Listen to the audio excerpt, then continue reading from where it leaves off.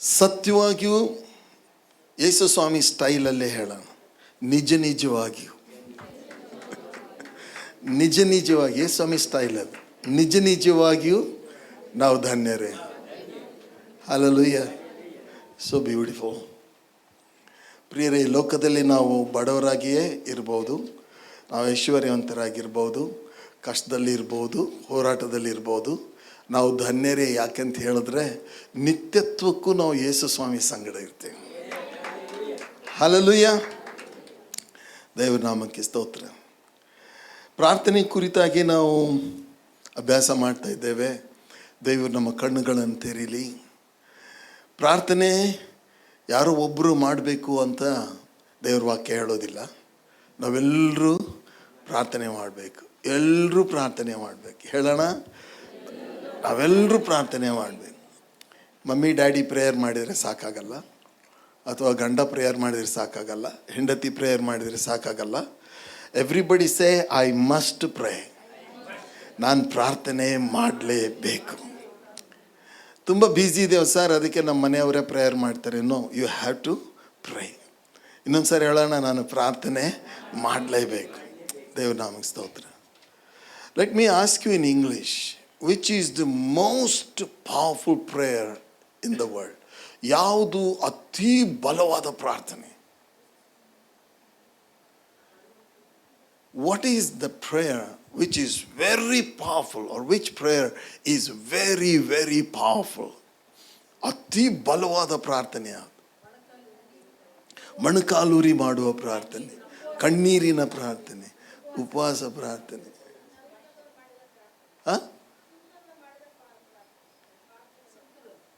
ಸುಂಕದ ಮಾಡ. ಓಕೆ ಏನು ದಿಲೀಪಣ್ಣ? ಕ್ಷಮಿಸು ನಾನು ಹೇಳ, the most powerful prayer on the earth is the prayer that gets the answer.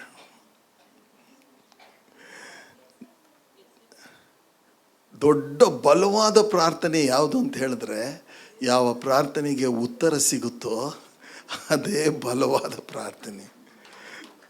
Hallelujah. Prayer ಮಾಡೋದೇನಕ್ಕೆ? ಉತ್ತರನೇ ಸಿಕ್ಕಿಲ್ಲ ಅಂದರೆ ಪ್ರೇಯರ್ ಮಾಡಿ ಪ್ರಯೋಜನ ಏನು? ನನಗೆ ಒಂದು ದೊಡ್ಡ ಸಂತೋಷ ಏನಂತ ಹೇಳಿದ್ರೆ, ನನಗೆ ಒಬ್ಬ ದೇವರು ಸಿಕ್ಕಿದ್ದಾರೆ. ಅವ್ರಿಗೆ ಪ್ರಾರ್ಥನೆ ಮಾಡಿದರೆ ಉತ್ತರ ಕೊಡ್ತಾರೆ. ಇಡೀ ಲೋಕ ಉಂಟು ಮಾಡಿದಂಥ ಅಷ್ಟು ದೊಡ್ಡ ದೇವರು. ಅವ್ರು ಹೇಳ್ತಾರೆ, ನನ್ನ ಹೆಸರಿನಲ್ಲಿ ಬೇಡಿಕೊಳ್ಳ್ರಿ, ನಾನು ನಿಮಗೆ ಕೊಡ್ತೀನಿ ಅಂತ. ಸೊ ಪ್ರಾರ್ಥನೆ ಬಗ್ಗೆ ಈಗಾಗಲೇ ನಾನು ಎಷ್ಟೊಂದು ವಿಷಯಗಳನ್ನ ಹೇಳಿದ್ದೀನಿ. ಪ್ರಾರ್ಥನೆ ಏನೇನು ಮಾಡ್ತದೆ? ಪ್ರಾರ್ಥನೆ ಆಕಾಶವನ್ನು ತೆರೆಯುವ ಹಾಗೆ ಮಾಡುತ್ತೆ. ಪ್ರಾರ್ಥನೆ ದೇವರನ್ನು ಮೆಚ್ಚಿಸ್ತದೆ. ಪ್ರಾರ್ಥನೆ ಬೆಟ್ಟವನ್ನು ಕಿತ್ತಿ ಹಾಕುತ್ತೆ. ಹಲ್ಲೆಲೂಯಾ. ಪ್ರಾರ್ಥನೆ ದೇವರನ್ನು ಕೆಳಗೆ ಬರುವ ಹಾಗೆ ಮಾಡುತ್ತೆ. ಪ್ರಾರ್ಥನೆ ಎಷ್ಟೊಂದು ನಮ್ಮ ಚಿಂತೆಗಳನ್ನು ಕಿತ್ತಿ ಹಾಕುತ್ತೆ. ಪ್ರಾರ್ಥನೆ ಇನ್ನೂ ಅನೇಕ ಸಂಗತಿಗಳನ್ನ ಮಾಡುತ್ತೆ. ಪ್ರಾರ್ಥನೆ ಪ್ರಿಯರೇ, ನಮ್ಮ ದೇವರು ಪ್ರಾರ್ಥನೆಗೆ ಉತ್ತರ ಕೊಡುವ ದೇವರು ನಿಜ. ನಮ್ಮ ದೇವರು ಪ್ರಾರ್ಥನೆಗೆ ಉತ್ತರ ಕೊಡುವ ದೇವರು ನಿಜ. ಆದರೂ ಎಲ್ಲ ಪ್ರಾರ್ಥನೆಗಳಿಗೆ ಉತ್ತರ ಸಿಕ್ಕಲ್ಲ. ಎಲ್ಲ ಪ್ರಾರ್ಥನೆಗೆ ಉತ್ತರ ಸಿಕ್ಕಲ್ಲ. ಪ್ರಾರ್ಥನೆ ಮಾಡೋದು ಒಂದು ವಿಧಾನ ಇದೆ. ಪ್ರಾರ್ಥನೆಗಳಲ್ಲಿ ಕೆಲವು ತತ್ವಗಳಿವೆ. ಅವುಗಳನ್ನು ನೀವು ಅನುಸರಿಸಿದರೆ ಖಂಡಿತವಾಗಿ ನಮ್ಮ ಪ್ರಾರ್ಥನೆಗೆ ಉತ್ತರ ಸಿಗ್ತದೆ. ಸೊ ಈಗ ನಾವು ಗಾಡಿ ಹೊಡಿಬೇಕಂದ್ರೆ ಕಾಯ್ದೆ ಇದೆಯಾ ಇಲ್ವಾ? ನನ್ನ ಮನಸ್ಸಿಗೆ ಬಂದಾಗ ಗಾಡಿ ಹೊಡೆಯೋಕ್ಕಾಗತ್ತಾ? ಅದಕ್ಕೇನಿದೆ? ಕಾಯ್ದೆ ಕಾನೂನುಗಳಿವೆ. ನೀವು ಅಡುಗೆ ಮಾಡಬೇಕಾದ್ರೂ ಕಾಯ್ದೆ ಕಾನೂನುಗಳು ಇವೆ. ಓಕೆ. ಸೊ ನೀವು ಇಷ್ಟೇ ಹೊತ್ತು ಕುದಿಸ್ಬೇಕು, ಇಷ್ಟೇ ಬೆಂಕಿ ಹಚ್ಚಬೇಕು, ಎಲ್ಲ ಪ್ರತಿಯೊಂದೊಂದಕ್ಕೂ ಕಾಯ್ದೆ ಕಾನೂನಿದೆ. ಹಾಗೆ ನಿಯಮಗಳಿವೆ. ಪ್ರಾರ್ಥನೆಗೆ ನಿಯಮಗಳಿವೆ. ಪ್ರಿಯರೇ, ಆ ನಿಯಮಗಳನ್ನು ಅನುಸರಿಸಿ ನಾವು ಪ್ರಾರ್ಥನೆ ಮಾಡಿದರೆ ಉತ್ತರ ಮಾತ್ರ ಗ್ಯಾರಂಟಿ. ನಮ್ಮ ದೇವರು ಉತ್ತರ ಕೊಡೋದು ಗ್ಯಾರಂಟಿ. ಹಲ್ಲೆಲೂಯಾ. ನಮ್ಮ ದೇವರು ಯಾರ್ಯಾರು ಆಕ್ಸ್ಫರ್ಡ್ ಯೂನಿವರ್ಸಿಟಿಯಲ್ಲಿ, ಕೇಂಬ್ರಿಡ್ಜ್ ಯೂನಿವರ್ಸಿಟಿಯಲ್ಲಿ ಕಲ್ತು ಬಂದಿರ್ತಾರೋ ಅವರು ಪ್ರಾರ್ಥನೆ ಮಾಡಿದರೆ ಬೇಗ ಉತ್ತರ ಕೊಡ್ತೀನಿ ಅಂತ ಹೇಳಿದ್ದಾರೆ. ಇಲ್ವಲ್ಲ? ಯಾರಾದರೂ ಪ್ರಾರ್ಥನೆ ಮಾಡ್ಬೋದು ಅಂತ ಹೇಳಿದ್ದಾರೆ. ಹಲ್ಲೆಲೂಯಾ. ನೀವು ಪೋಸ್ಟ್ ಗ್ರ್ಯಾಜುಯೇಷನ್ ಆಗಿದ್ದರೆ ಬೇಗ ಉತ್ತರ ಕೊಡ್ತೀನಿ ಅಂತ ಹೇಳಿಲ್ಲ. ನಮ್ಮ ದೇವರು ನನ್ನ ಹೆಸರಿನಲ್ಲಿ ಯಾರು ಬೇಡಿಕೊಂಡ್ರು ಒಬ್ಬ ಭಿಕ್ಷುಕ ದೇವರ ಹೆಸರಿನಲ್ಲಿ ಬೇಡಿಕೊಂಡ್ರು, ಒಬ್ಬ ಯಾವುದೇ ಕೀಳ ಜಾತಿಯವನು ಪ್ರೇಯರ್ ಮಾಡಿದ್ರು, ಒಬ್ಬನ ಮೇಲ್ ಜಾತಿಯವನು ಪ್ರೇಯರ್ ಮಾಡಿದ್ರು, ಒಬ್ಬ ಶ್ರೀಮಂತ ಪ್ರಾರ್ಥನೆ ಒಬ್ಬ ಬಡವ ಪ್ರಾರ್ಥನೆ ಮಾಡ್ಬೋದು. ಅವ್ರು ನಮ್ಮ ದೇವರು ಹೇಳ್ತಾರೆ, ನಿಯಮಗಳ ಪ್ರಕಾರ ಮಾಡಿರುವ ಪ್ರಾರ್ಥನೆಗೆ ನಾನು ಉತ್ತರ ಕೊಡ್ತೀನಿ ಅಂತ ಹೇಳಿದ್ದಾರೆ. ಹಲ್ಲೆಲೂಯಾ. ಅಂಥ ದೇವರು ನಮಗಿದ್ದಾರೆ. ಕೋಟ್ಯಾಂತರ ಜನ ದೇವಸ್ಥಾನಗಳಿಗೆ ಹೋಗ್ತಾರೆ, ಕೋಟ್ಯಾಂತರ ಜನ ಚರ್ಚ್ಗಳಿಗೆ ಹೋಗ್ತಾರೆ. ಆದರೆ ನಾವು ಮಾಡಿದ ಪ್ರಾರ್ಥನೆಗೆ ದೇವರು ಕೇಳಿದ್ರೋ ಇಲ್ಲವೋ ಅವ್ರು ಯೋಚನೆ ಕೂಡ ಮಾಡಲ್ಲ. ಒಂದು ಪ್ರೇಯರ್ ಮಾಡಬೇಕು ಅಂತ ಹೇಳಿ ಪ್ರೇಯರ್ ಮಾಡಿ ಬಂದರೂ ಹೊರತಾಗಿ ನಾವು ಪ್ರಾರ್ಥನೆ ಮಾಡೋ ಮುಖ್ಯ ಉದ್ದೇಶ ಏನಂತ ಹೇಳಿದ್ರೆ ನಮ್ಮ ಪ್ರಾರ್ಥನೆಗೆ ಉತ್ತರ ಸಿಗಬೇಕು. ಸೊ ನಮ್ಮ ದೇವರು, ನೀವು ನನ್ನಲ್ಲಿಯೂ ನನ್ನ ವಾಕ್ಯಗಳು ನಿಮ್ಮಲ್ಲಿ ನೆಲೆಗೊಂಡಿದ್ರೆ ಏನು ಬೇಕಾದರೂ ಬೇಡಿಕೊಳ್ಳಿರಿ. ಇಲ್ಲಿ ಒಂದು ನಿಯಮ ನಾವು ನೋಡ್ತೇವೆ. ಒಂದು ನಿಯಮ ಏನಂದರೆ, ನನ್ನ ವಾಕ್ಯ ನಿಮ್ಮಲ್ಲಿ ನೆಲೆಗೊಂಡಿರಬೇಕು. ಪ್ರಿಯರೇ, ನಾವು ವಾಕ್ಯ ಕೇಳ್ತೇವೆ, ವಾಕ್ಯದಲ್ಲಿ ನೆಲೆಗೊಂಡಿರ್ತೇವೆ, ವಾಕ್ಯವನ್ನು ಅನುಸರಿಸ್ತಾ ಇರ್ತೇವೆ. ಅವರು ಪ್ರಾರ್ಥನೆ ಮಾಡಿದರೆ heaven will open for them. Hallelujah. ನಮಗೆ ವಾಕ್ಯ ಅಂತೂ ಸ್ವಲ್ಪ ಗೊತ್ತಿಲ್ಲ, ವಾಕ್ಯದಲ್ಲಿ ಆಸಕ್ತಿನೂ ಇಲ್ಲ, ಅಂಥವರ ಪ್ರಾರ್ಥನೆಗಳಿಗೆ ಉತ್ತರ ಸಿಗೋದು ಕಷ್ಟ. ಆದರೆ ನಾವು ವಾಕ್ಯದಲ್ಲಿ ನೆಲೆಗೊಂಡಿದ್ದೇವೆ, ವಾಕ್ಯವನ್ನು ಅನುಸರಿಸ್ತೇವೆ, ನಮಗೆ ಆಸಕ್ತಿ ಇದೆ. ಪ್ರಿಯರೇ, ಒಂದು ದುಃಖಕರವಾದ ಸಂಗತಿ ಕ್ರೈಸ್ತ ಸಮುದಾಯದಲ್ಲಿ ನಾವು ಕಾಣ್ತೀವಿ. ಅದೇನಂತ ಹೇಳಿದ್ರೆ, ಪ್ರಾರ್ಥನೆ ವಿಷಯದಲ್ಲಿ ಇರುವ ನಿರಾಸಕ್ತಿ. ಹೇಳ್ರಿ, ಪ್ರಾರ್ಥನೆಯ ವಿಷಯದಲ್ಲಿ ಇರುವ ನಿರಾಸಕ್ತಿ. We are interested in many things. ನಮಗೆ ಆ್ಯಕ್ಟಿವಿಟೀಸ್ ತುಂಬ ಇಷ್ಟ, ಹಾಡುಗಳು ತುಂಬ ಇಷ್ಟ, ಮ್ಯೂಸಿಕ್ ನಮಗೆ ತುಂಬ ಇಷ್ಟ, ಓಕೆ, ಬೇರೆ ಬೇರೆ ಥರವಾದ ಚಟುವಟಿಕೆಗಳು ನಮಗೆ ತುಂಬ ಇಷ್ಟ. ಪ್ರಿಯರೇ, ಬಹಳ ಸೈತಾನನಿಗೆ ನೋವುಂಟು ಮಾಡುವ, ಸೈತಾನನ ರಾಜ್ಯ ಹಾಳು ಮಾಡುವ, ಸೈತಾನನ ಗಲಿಬಿಲಿಗೆ ಒಳಪಡಿಸುವ, ಸೈತಾನನ ಕ್ರಿಯೆಗಳನ್ನು ನಾಶ ಮಾಡುವ ಒಂದು ದೊಡ್ಡ ಶಕ್ತಿ ಇರುವುದೇ ನಮ್ಮ ಮೊಣಕಾಲುಗಳಲ್ಲಿ. ಹಲ್ಲೆಲೂಯಾ. ನಾನು ನಿಮಗೆ ಗ್ಯಾರಂಟಿ ಕೊಡ್ತೀನಿ, ಓಕೆ, ನೀವು ಒಳ್ಳೆ ಒಳ್ಳೆ ಒಳ್ಳೆ ಆ್ಯಕ್ಟಿವಿಟೀಸ್ ಮಾಡ್ತಾ ಇದ್ದೀರಿ, ಒಳ್ಳೆ ಒಳ್ಳೆ ಆ್ಯಕ್ಟಿವಿಟೀಸ್ ನೀವು ಮಾಡ್ತಾ ಇದ್ದೀರಿ, ಸೈತಾನ್ ಅಲ್ಲೇ ಇರ್ತಾನೆ. ಆದರೆ ಪ್ರೇಯರ್ ಮಾಡೋಕ್ಕೆ ಸ್ಟಾರ್ಟ್ ಮಾಡಿರಿ, ಸೈತಾನಿಗೆ ತುಂಬ ಕಷ್ಟ ಆಗುತ್ತೆ, ತುಂಬ ಹಾರಿ ಹೋಗ್ತಾನೆ. ಯಾವುದು ಬೇಕು ಹಾಗಾದರೆ ನಮಗೆ? ಪ್ರಾರ್ಥನೆ ಭಕ್ತಿಗೆ ಗುರುತು ಎಂಬುದಾಗಿ ನಾವು ಕೇಳ್ಕೊಳ್ತೇವೆ. ಹಲ್ಲೆಲೂಯಾ. ಆದ್ದರಿಂದ ಪ್ರಿಯರೇ, ಪ್ರಾರ್ಥನೆಯಲ್ಲಿರುವಂಥ ಒಂದು ನಿಯಮ ಏನಂದರೆ, ದೇವರು ಯೇಸುಸ್ವಾಮಿ ಹೇಳ್ತಾರೆ, ನೀವು ನನ್ನಲ್ಲಿಯೂ ನನ್ನ ವಾಕ್ಯಗಳು ನಿಮ್ಮಲ್ಲಿಯೂ ನೆಲೆಗೊಂಡಿರಬೇಕು ಅಂತ ಹೇಳ್ತಾರೆ. 1 ಯೋಹಾನ 5ನೇ ಅಧ್ಯಾಯ ಅಲ್ಲಿರುವಂಥ ಇನ್ನೊಂದು ನಿಯಮವನ್ನು ನಾವು ನೋಡಿಕೊಳ್ಳೋಣ. 1 ಯೋಹಾನ 5ನೇ ಅಧ್ಯಾಯ ಹಾಗೂ 4ನೇ ವಚನ ಹೇಳುತ್ತೆ. 1 ಯೋಹಾನ 5ನೇ ಅಧ್ಯಾಯ ಹಾಗೂ 14ನೇ ವಚನ. ನಾವು ದೇವರ ಚಿತ್ತಾನುಸಾರವಾಗಿ ಏನಾದರೂ ಬೇಡಿಕೊಂಡರೆ ಆತನು ನಮ್ಮ ವಿಜ್ಞಾಪನೆಯನ್ನು ಕೇಳುತ್ತಾನೆಂಬ ಧೈರ್ಯವು ಆತನ ವಿಷಯವಾಗಿ ನಮಗುಂಟು. ಪ್ರಾರ್ಥನೆಯಲ್ಲಿ ಇನ್ನೊಂದು ಅತ್ಯುತ್ತಮವಾದಂಥ ಒಂದು ನಿಯಮ ಏನಂತ ಹೇಳಿದ್ರೆ, ಅವರು ಏನಂತಾರೆ ಅದನ್ನು ನಾವು ಕೇಳಬೇಕಂತ. ನಮ್ಮ ದೇವರು ಏನಂತಾರೆ, ಅವರ ಚಿತ್ತ ಏನು ಅಂತ ನಾವು ಕೇಳಬೇಕು. ದೇವರು ಈ ಕಡೆಗೆ ನೀನು ಹೋಗಂತ ಹೇಳುವಾಗ ಅವರ ಚಿತ್ತ ಈ ಕಡೆಗೆ ಹೋಗ್ಬೇಕಂತ ಇರಬೇಕಾದ್ರೆ ನಾವು ಈ ಕಡೆಗೆ ಹೋಗ್ತೇವೆ, ಸ್ವಾಮಿ ಆಶೀರ್ವಾದ ಮಾಡಂದರೆ ದೇವರು ನಮ್ಮ ಪ್ರಾರ್ಥನೆಗೆ ಉತ್ತರ ಕೊಡ್ತಾರಾ? ಒಂದ್ಸರಿ ಹೀಗೆ ಆಯಿತು. ನಾನು, ನನ್ನ ಹೆಂಡತಿ ಡಾರ್ಕಸ್, ನಾವಿಬ್ಬರು ಮುಂಬೈನಲ್ಲಿದ್ವಿ. ನಾವು ಏನು ಯೋಚನೆ ಮಾಡ್ತಾಯಿದ್ದೆ ಅಂದರೆ, let us not get supported from church. ಸಭೆಯಿಂದ ನಮಗೆ ಯಾವ ಸಪೋರ್ಟ್ ಬೇಡ, ನಾವು ಬಿಸ್ನೆಸ್ ಮಾಡಿಬಿಟ್ಟು ಸೇವೆ ಮಾಡೋಣ, ಬಿಸ್ನೆಸ್ ಮಾಡಿ ನಾವೇ ಸಪೋರ್ಟ್ ಮಾಡ್ಕೊಂಡ್ಬಿಟ್ಟು ನಾವು ಸೇವೆ ಮಾಡೋಣ ಅಂತ ಯೋಚನೆ ಮಾಡಿ ಅದಕ್ಕೆ ಒಳ್ಳೆ ಬಿಸ್ನೆಸ್ ಮಾಡೋಣ. ಏನು ಮಾಡೋಣ? ಒಳ್ಳೆ ಬಿಸ್ನೆಸ್ ಮಾಡೋಣ. ಮೊದಲು ಸ್ವಲ್ಪ ಬಿಸ್ನೆಸ್ಸಲ್ಲೇ ಇದ್ದವನು ನಾನು. ಅದಕ್ಕೆ ಬಿಸ್ನೆಸ್ ಮಾಡೋಕ್ಕೆ ಏನೇನೆಲ್ಲ ಪ್ಲ್ಯಾನ್ ಮಾಡಿದ್ವಿ. ನಾನು ಹೇಳ್ತಾಯಿದ್ದೆ, ಇದು ಮೊದಲೇ ಬಾಂಬೆ ಬ್ರೈನ್ ಅವಳದು, ಓಕೆ. ಅವಳೆಲ್ಲ ಏನೇನೋ ಹೇಳಿದ್ಲು, ಹೀಗೆ ಮಾಡೋಣ, ಇಷ್ಟು ಇನ್ವೆಸ್ಟ್ ಮಾಡೋಣ, ಇಂಥ ಬಟ್ಟೆ ತೊಗೊಳ್ಳೋಣ, ಇಂಥ ಬ್ಯಾಗ್ಸ್ಗಳನ್ನು ತೊಗೊಳ್ಳೋಣ, ಇಂಥ ಐಟಮ್ಗಳನ್ನ ತೊಗೊಳ್ಳೋಣ, ಗಿಫ್ಟ್ ಐಟಮ್ಗಳನ್ನ ತೊಗೊಳ್ಳೋಣ. ಹೀಗೆ ನಾವು ಮಾರಾಟ ಮಾಡಲಿಕ್ಕೆ ಸ್ಟಾರ್ಟ್ ಮಾಡಿದ್ರೆ ಒಳ್ಳೆ ಆದಾಯ ಬರುತ್ತೆ ಅಂತ ಎಲ್ಲ ಯೋಚನೆ ಮಾಡಿದ್ವಿ. ಸೊ ಖುಷಿ ಆಯಿತು ಎಲ್ಲ ಇಬ್ಬರಿಗೂ. ಓಕೆ, ಇಲ್ಲಿಂದ ತಗೊಂಡೋಗೋಣ, ಅಲ್ಲೋಗಿ ಮಾರಾಟ ಮಾಡೋಣ, ಬಿಸ್ನೆಸ್ ಮಾಡೋಣ, ಇನ್ನು ಬೇರೆ ಬೇರೆ ವಿಷಯಗಳನ್ನೆಲ್ಲ ನಾವು ಯೋಚನೆ ಮಾಡಿದ್ವಿ. ಎಲ್ಲ ಯೋಚನೆ ಮಾಡಿ ಎಕ್ಸೈಟಿಂಗ್ ಎಲ್ಲ ಯೋಚನೆ ಆದಮೇಲೆ ಪಟ್ಟಂತ ಒಂದು ಯೋಚನೆ ಹೊಳೀತು. ಏನು ಯೋಚನೆ ಹೊಳಿತು ಅಂದರೆ, ಸಾಹೇಬ್ರಿಗೆ ಕೇಳೋಣ ಅಂತ. ಯಾರಿಗೆ ಕೇಳೋಣ? ಸಾಹೇಬ್ರಿಗೆ ಕೇಳೋಣ. ಹಂಗೆ ಅಂದಾಗಲೇ ನನ್ನ ಮನಸ್ಸಲ್ಲಿ ಓಕೆ, ಆವಾಗಲೇ ನನ್ನ ಮನಸ್ಸು ಕುಂದಿ ಹೋಯ್ತು. ಯಾಕಂದರೆ ನನಗೆ ಗೊತ್ತಿತ್ತು ಸಾಹೇಬ್ರು ಇಲ್ಲ ಹೇಳ್ತಾರೆ. ನಾನು ಕೇಳಿದೆ. ನಾನು ಇನ್ನೂ ಲಾರ್ಡ್ ಅಂತ ಹೇಳಿದ ತಕ್ಷಣ ಫಸ್ಟ್ ಆನ್ಸರ್ ಬಂದಿದ್ದು no. I just said Lord and the Lord said no. ಅಂದರೆ ಮುಂದಿಂದ ನಾನು ಏನು ಕೇಳ್ತೀನಿ ಅಂತ ಅವ್ರಿಗೆ ಚೆನ್ನಾಗಿ ಗೊತ್ತಿತ್ತು. The Lord said no. ಮುಂದೆ ನಾನು ದೇವ್ರ ಸೇವಕರ ಹತ್ರ ಎಲ್ಲ ಮಾತಾಡ್ತಾ ಇರಬೇಕು. ಅವ್ರು ಹೇಳಿದ್ರು ಏನಂತ ಹೇಳಿದ್ರೆ, ಬ್ರದರ್, ಅನೇಕರು ಬಿಸ್ನೆಸ್ ಮಾಡ್ಕೊಂಡ್ಬಿಟ್ಟು ಕಡೆಗೆ ಸೇವೆನೇ ಮರೆತು ಬಿಸ್ನೆಸ್ಸಿಗೆ ಹೋಗ್ಬಿಟ್ಟಿದ್ದಾರೆ. ಸೊ ಏನಂತ ಹೇಳಿದ್ರೆ, ದೇವ್ರ ಚಿತ್ತ ಇರಲಿಲ್ಲ. ಪ್ರಿಯರೇ, ದೇವ್ರ ಚಿತ್ತ ನಾನು ಯಾವಾಗಲೂ ಹೇಳಿದ್ದೀನಿ, ಎಂದೂ ನಿಮ್ಮನ್ನು ಕೆಳಗೆ ತಗೊಂಡೋಗಲ್ಲ. ದೇವ್ರ ಚಿತ್ತ ಯಾವಾಗಲೂ ನಿಮ್ಮನ್ನು ಮೇಲೆ ತಗೊಂಡೋಗುತ್ತೆ. ಅದರಲ್ಲಿ ನಮಗೆ ಆಸಕ್ತಿ ಇರಬೇಕು. ನಮಗೆ ಆಸಕ್ತಿಯಿಂದ ದೇವ್ರ ಚಿತ್ತ ಕೇಳಿದ್ರೆ ಅವ್ರು ನಮಗೆ ಖಂಡಿತವಾಗಿ ಹೇಳ್ತಾರೆ.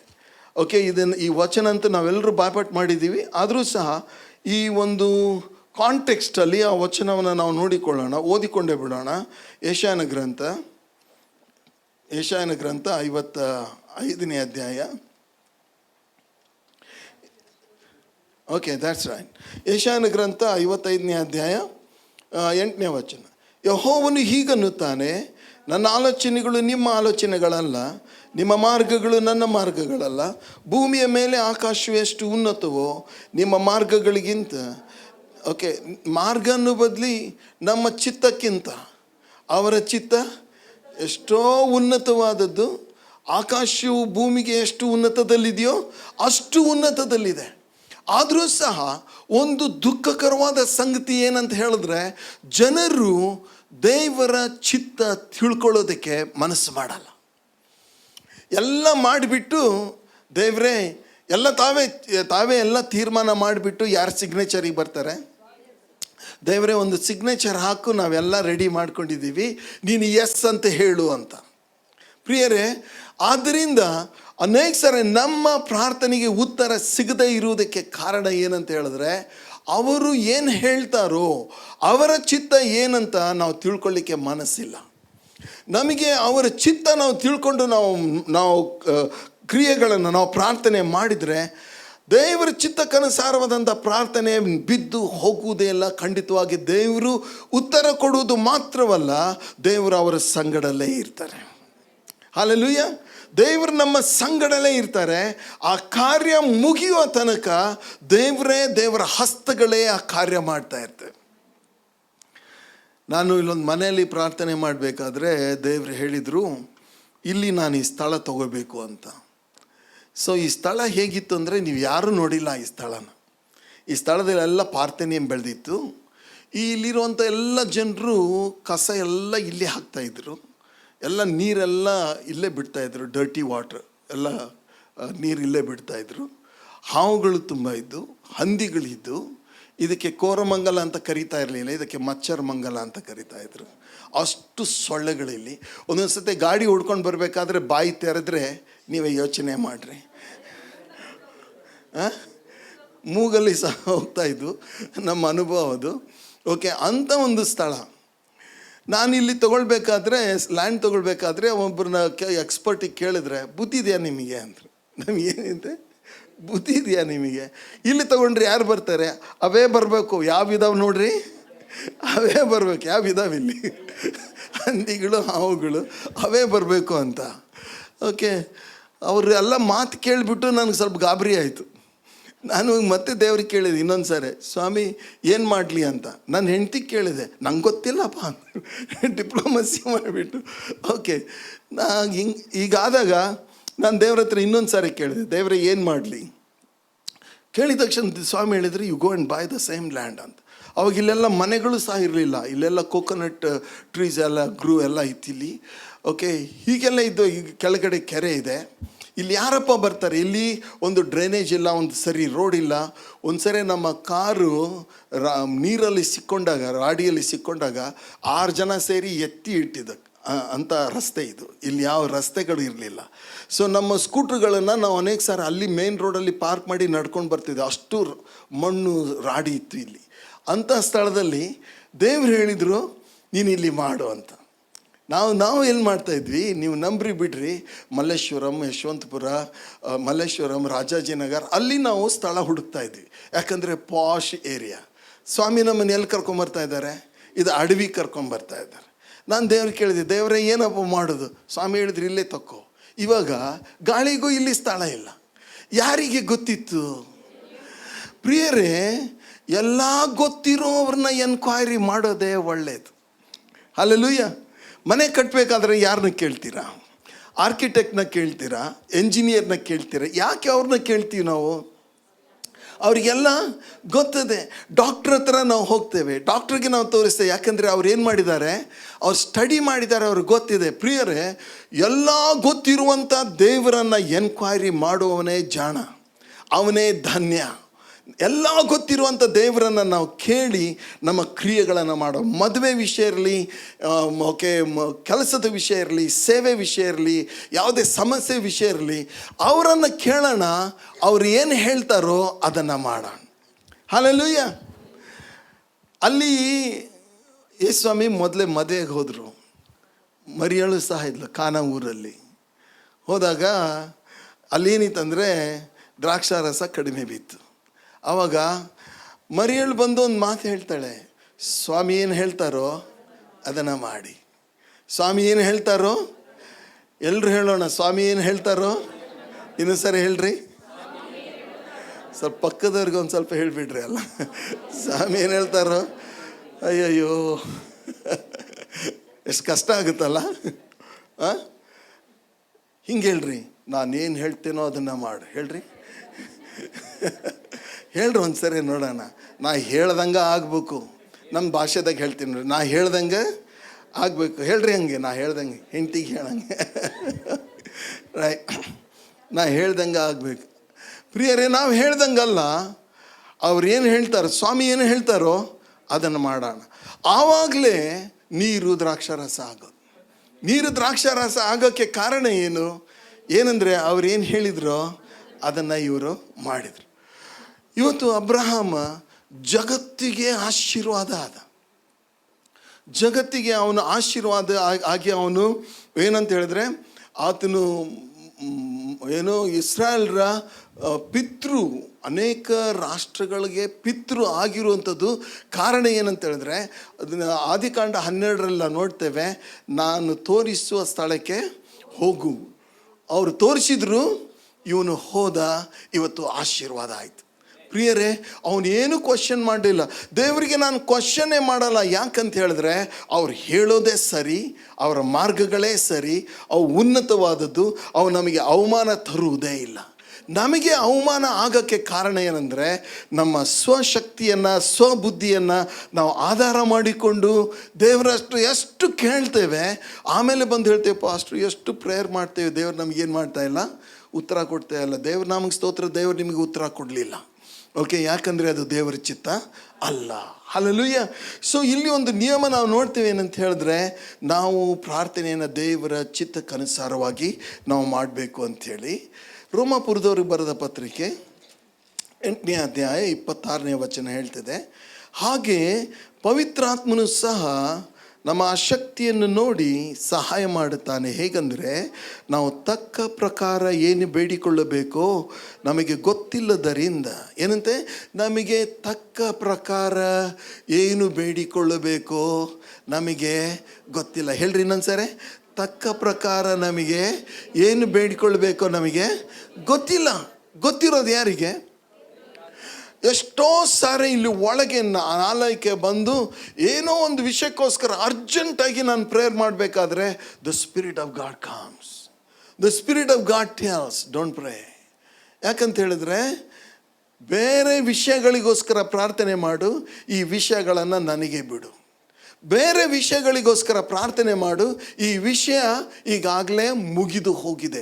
ಯಾರಿಗೆ ಗೊತ್ತು? ಲೋಕದಲ್ಲಿ ನಮ್ಮ ಸುತ್ತಲೂ ನಡೀತಾ ಇರುವಂಥ ಎಲ್ಲ ಸಂಗತಿಗಳು ಪವಿತ್ರಾತ್ಮನಿಗೆ ಗೊತ್ತು. ಹಲ್ಲೆಲೂಯಾ. ಪವಿತ್ರಾತ್ಮನ ಸಹಾಯ. ಇನ್ನೊಂದು ನಿಯಮ ಏನಂದರೆ, let us take the help of the Holi Spirit when we pray. ಪ್ರಿಯರೇ, ಪ್ರಾರ್ಥನೆಯಲ್ಲಿ ದೊಡ್ಡ ದೊಡ್ಡ ಕ್ರಿಯೆಗಳನ್ನು ಕಾರ್ಯಗಳನ್ನು ನಾವು ಮಾಡ್ತೇವೆ. ಇನ್ನೊಂದು ವಿಷಯ ನಾನು ಹೇಳೋಕ್ಕೆ ಮರ್ತೆ, ಏನಂತ ಹೇಳಿದ್ರೆ, ದೇವರ ಚಿತ್ತಕ್ಕನುಸಾರವಾಗಿ ಪ್ರಾರ್ಥನೆ ಮಾಡೋ ವಿಷಯದಲ್ಲಿ ನೋಡ್ರಿ, ದಾವಿದನಿಗೆ ಸೈನ್ಯ ಇತ್ತು. ಅವನ ಕ್ಯಾಪ್ಟನ್, ಸೇನಾಪತಿ, ವೆರಿ ಪವರ್ಫುಲ್. ಕತ್ತಿ ತಿರುಗಿಸೋದ್ರಲ್ಲಿ ಎಲ್ಲ ಅವರ ಒಂದು ಲಿಸ್ಟ್ ಇದೆ. ಆ ಲಿಸ್ಟಲ್ಲಿ ನೋಡ್ರಿ, ಅವರೆಲ್ಲ ಮಹಾಪುರುಷರು, ಅವರೆಲ್ಲ ಮಹಾವೀರರು. ಆತನ ಸೈನ್ಯದಲ್ಲಿದ್ದಂಥ ವೀರರ ಕುರಿತಾದಂಥ ಕತೆ ಇದೆ. ಅಷ್ಟು ದೊಡ್ಡ ದೊಡ್ಡ ಕಾರ್ಯಗಳನ್ನು ಮಾಡಿದವರು, ರಥಗಳನ್ನು ಇಟ್ಟವನು, ಕುದುರೆ. ದಾವಿದ ಅವನು ಯುದ್ಧದಲ್ಲಿ ಶೂರ. ಅನೇಕ ಶೂರರು ಅವರಲ್ಲಿದ್ದರು. ಅದಕ್ಕೆ ದಾವಿದ, ಇವರ ಅಮೋರಿಯರ, ಫಿಲಿಸ್ಟಿಯರ, I will go and kill them, he didn't say that. ಅಷ್ಟೆಲ್ಲ ಇದ್ದರೂ ಅದನ್ನೆಲ್ಲ ಬದಿಗೆ ಸರಿಸಿ ಹೀಗೆ ಹೋಗ್ತಾ ಇದ್ದ ದೇವರ ಹತ್ರ. ದೇವ್ರೇ, ನಾನು ಯುದ್ಧಕ್ಕೆ ಹೋಗ್ಲಾ? ಏನು ಕೇಳ್ತಾ ಇದ್ದ? ಅದಕ್ಕೆ ಅವನ ಜೀವಿತದಲ್ಲಿ ಒಂದು ಸೋಲು ಆಗಲಿಲ್ಲ. ಹಲ್ಲೆಲೂಯ. ಪ್ರಿಯರೇ, ಜೀವನ ದೇವರು ಒಂದು ಕೊಟ್ಟಿದ್ದಾರೆ ನಮಗೆ. ಈ ಲೋಕದಲ್ಲಿ ಪರಿಣಾಮಕಾರಿಯಾದ ಜಯದ ಜೀವಿತ ಜೀವಿಸಬೇಕಂತ ಹೇಳಿದ್ರೆ ಅವರ ಚಿತ್ತ ತಿಳ್ಕೊಂಡು ಪ್ರಾರ್ಥನೆ ಮಾಡೋಣ. ಅವರು ನಮ್ಮ ಜೀವಿತದಲ್ಲಿ ಕಾರ್ಯ ಮಾಡೋದು ಗ್ಯಾರಂಟಿ. ಹಲ್ಲೆಲೂಯ. ನಿಮ್ಮನ್ನು ಬಲಿಷ್ಠರನ್ನಾಗಿ ಮಾಡಬೇಕೆಂಬುದೇ ನಮ್ಮ ದೇವರ ಚಿತ್ತ. ಬಲಿಷ್ಠರನ್ನು ನಾಚಿಕೆ ಪಡಿಸುವುದಕ್ಕಾಗಿ ನಾನು ಬಲಹೀನರನ್ನು ಆರಿಸಿಕೊಂಡಿದ್ದೀನಿ ಅಂತ ನಮ್ಮ ದೇವರು ಹೇಳ್ತಾರೆ. ಆದ್ದರಿಂದ ಪ್ರಾರ್ಥನೆ ಬಹಳ ಬಹಳ ಪ್ರಾಮುಖ್ಯ. ಪವಿತ್ರಾತ್ಮನು ನಮ್ಮ ಜೀವಿತದಲ್ಲಿ ಬರ್ತಾರೆ. ಪ್ರಾರ್ಥನೆಯಲ್ಲಿ ಪವಿತ್ರಾತ್ಮನು ಹಾಸು ಹೊಕ್ಕಾಗಿರ್ಬೇಕು. ಯಾಕೆ ನಮ್ಮ ಜೀವಿತದಲ್ಲಿ ಪವಿತ್ರಾತ್ಮನು ಬಂದು ಕೆಲಸ ಮಾಡೋದಿಲ್ಲ ಅಂತ ಹೇಳಿದ್ರೆ, ನಮಗೆ ಹೆಚ್ಚಾದವರಿಗೆ ಪ್ರಾರ್ಥನೆ ವಿಷಯದಲ್ಲಿ ಆಸಕ್ತಿ ಇಲ್ಲ. ಪ್ರಾರ್ಥನೆ ವಿಷಯದಲ್ಲಿ ಆಸಕ್ತಿ ನಾವು ತೋರಿಸಿದ ತಕ್ಷಣ ಆಗುವ ಒಂದು ದೊಡ್ಡ ಕಾರ್ಯ ಏನಂದರೆ, the spirit of god comes and envelop us. Hallelujah. ನಮ್ಮ ಮೇಲೆ ಹೊದಿಕೆಯನ್ನು ತಂದು ಹಾಕಿಬಿಡ್ತಾರೆ. ಯಾರಂದರೆ ಪರಿಶುದ್ಧಾತ್ಮನು. ಯಾವಾಗ ಪರಿಶುದ್ಧಾತ್ಮನು ನಿಮ್ಮ ಜೀವಿತದಲ್ಲಿ ಪ್ರಾರ್ಥನೆ ವಿಷಯದಲ್ಲಿ ಕಾರ್ಯ ಮಾಡಲಿಕ್ಕೆ ಪ್ರಾರಂಭ ಮಾಡ್ತೀರೋ, you are not going to be an ordinary person, you are going to be a different person. Hallelujah. ನಿಮ್ಮ ಜೀವಿತನೇ ಬದಲಾವಣೆ ಆಗುತ್ತೆ, ನಿಮ್ಮ ನೋಟ ಬದಲಾವಣೆ ಆಗುತ್ತೆ, ನಿಮ್ಮ ಆಲೋಚನೆಗಳು ಬದಲಾವಣೆ ಆಗ್ತವೆ. ಒಣಗಿದ ಭಾವನೆ ನಿಮ್ಮೊಳಗಿರುವಂಥದ್ದು ಮಾಯವಾಗ್ತದೆ. You will be different. ಪ್ರಾರ್ಥನೆಯಲ್ಲಿ ಪವಿತ್ರಾತ್ಮನು ಏನೇನು ಮಾಡ್ತಾರೆ? We call it as the language of the Holi spirit. Language, different languages. ನೋಡ್ರಿ, ಪವಿತ್ರಾತ್ಮ ದೇವರ ವಾಕ್ಯ ಹೇಳ್ತದೆ, ಅಪೊಸ್ತಲರ ಕೃತ್ಯ 2:17 ಏನು ಹೇಳುತ್ತೆ? ಎಲ್ರಿಗೂ ಗೊತ್ತಿರುವಂಥ ಮಾತು ಅದು ಸಹ. ಕಡೇ ಕಾಲದಲ್ಲಿ ಎಲ್ಲ ಮನುಷ್ಯರ ಮೇಲೆ ನನ್ನ ಆತ್ಮವನ್ನು ಸುರಿಸುವೆನು. ನಿಮ್ಮಲ್ಲಿರುವ ಗಂಡಸರು ಹೆಂಗಸರು ಪ್ರವಾದಿಸುವರು, ಯೌವನಸ್ಥರಿಗೆ ದಿವ್ಯ ದರ್ಶನಗಳ, ಹಿರಿಯರಿಗೆ ಕನಸು. ಇಲ್ಲಿ 3 ನೋಡ್ರಿ. ಪವಿತ್ರಾತ್ಮನು ಬಂದಾಗ ಪ್ರವಾದನೆ, ದಿವ್ಯ ದರ್ಶನ, ಕನಸುಗಳು. ಓಕೆ, ಪ್ರವಾದನೆಗಳು, ದರ್ಶನಗಳು, ಕನಸುಗಳು, ಜ್ಞಾನವಾಕ್ಯ, ವಿದ್ಯಾವಾಕ್ಯ, ಓಕೆ, ಆತ್ಮಗಳನ್ನು ವಿವೇಚಿಸುವ ಇವೆಲ್ಲ ವರಗಳು ಪವಿತ್ರಾತ್ಮನ ಮೂಲಕ ನಮ್ಮೊಳಗೆ ಕಾರ್ಯ ಮಾಡ್ತವೆ. ನಿಮಗೆ ದರ್ಶನಗಳಾಗ್ತಾ ಇದೆಯಾ? ನಿಮಗೆ ಕನಸುಗಳು ಬೀಳ್ತಾ ಇದೆಯಾ? ನಿಮಗೆ ಪ್ರವಾದನೆಗಳು ಆಗ್ತಾ ಇದೆಯಾ? ನಿಮಗೆ ಜ್ಞಾನವಾಕ್ಯ ಇದೆಯಾ? ವಿದ್ಯಾವಾಕ್ಯ ಇದೆಯಾ? ದೇವರ ಆತ್ಮನು ನಿಮ್ಮೊಳಗೆ ಈ ಸಂಗತಿಗಳ ಮೂಲಕ ನಿಮ್ಮೊಳಗೆ ನಿಮ್ಮ ಪ್ರಾರ್ಥನೆಗೆ ಉತ್ತರ ಕೊಡ್ತಾ ಇದ್ದಾರಾ? ದೇವರು ಮಾತಾಡ್ತಾ ಇದ್ದಾರಾ? ಪ್ರಿಯ ಸಹೋದರ ಸಹೋದರಿ, ನಮಗೆ ದೇವರು ದೊಡ್ಡ ಸದಾವಕಾಶ ಕೊಟ್ಟಿದ್ದಾರೆ. This is called as a grace period. ಇದು ಕೃಪಾ ಕಾಲ. ಈ ಒಂದು ಪವಿತ್ರಾತ್ಮನನ್ನು ದೇವರು ನಮ್ಮ ಮೇಲೆ ಕಳಿಸಬೇಕಾದ್ರೆ ಸುಲಭವಾಗಿ ಪವಿತ್ರಾತ್ಮನು ದರ್ಶನಗಳು, ಪ್ರವಾದನೆಗಳು, ಕನಸುಗಳು, ವಿದ್ಯಾವಾಕ್ಯ, ಜ್ಞಾನವಾಕ್ಯ, ಆತ್ಮಗಳನ್ನು ವಿವೇಚಿಸುವ ವರ, ಇವೆಲ್ಲ ವರಗಳಿಂದ ಪವಿತ್ರಾತ್ಮನು ನಿಮ್ಮ ಮೇಲೆ ಸುಮ್ಮನೆ ಬರಲಿಲ್ಲ. ಅದಕ್ಕೆ ಕಾರಣ ಈ ಮೇಜು. ಯೇಸು ರಕ್ತ ಸುರಿಸದೆ ಇದ್ದಿದ್ರೆ ಇವ್ಯಾವೂ ನಮಗೆ ಸಿಗ್ತಾ ಇರಲಿಲ್ಲ. ಇವತ್ತು ಎಲ್ಲ ನಮ್ಮ ಎದುರುಗಡೆ ಇದೆ, ಎಲ್ಲ ನಮ್ಮ ಹತ್ತಿರದಲ್ಲಿ ಇದೆ. ನಿನ್ನ ಬಾಯಲ್ಲಿದೆ ಅನ್ನುತ್ತೆ, ನಿನ್ನ ಹತ್ತಿರದಲ್ಲಿಯೇ ಇದೆ. ಆದರೆ ಪ್ರಿಯರೇ, ಯೇಸು ಸ್ವಾಮಿ ಬಂದಾಗ ಅವ್ರ ಮುಂದೆ ನಾವು ನಿಂತ್ಕೊಂಡಾಗ ನಾವು ಏನು ಉತ್ತರ ಕೊಡ್ತೇವೆ? ದೇವ್ರು ಹೇಳ್ತಾರೆ, ದರ್ಶನ ಯಾರಿಗಮ್ಮ? ನಿನಗೆ. ಕನಸುಗಳು ಯಾರಿಗೆ? ನಿನಗೆ. ಪವಿತ್ರಾತ್ಮನ ಯಾರಿಗೆ? ಅದು ನಿನಗೆ. ವಿದ್ಯಾವಾಕ್ಯ ಯಾರಿಗೆ? ಅದು ನಿನಗೆ. ಒಂದೂ ನೀನು ಪಡ್ಕೊಳ್ಳಿಲ್ಲ, ಯಾಕಂದರೆ ನೀನು ಬೇಡಿಕೊಳ್ಳಿಲ್ಲ.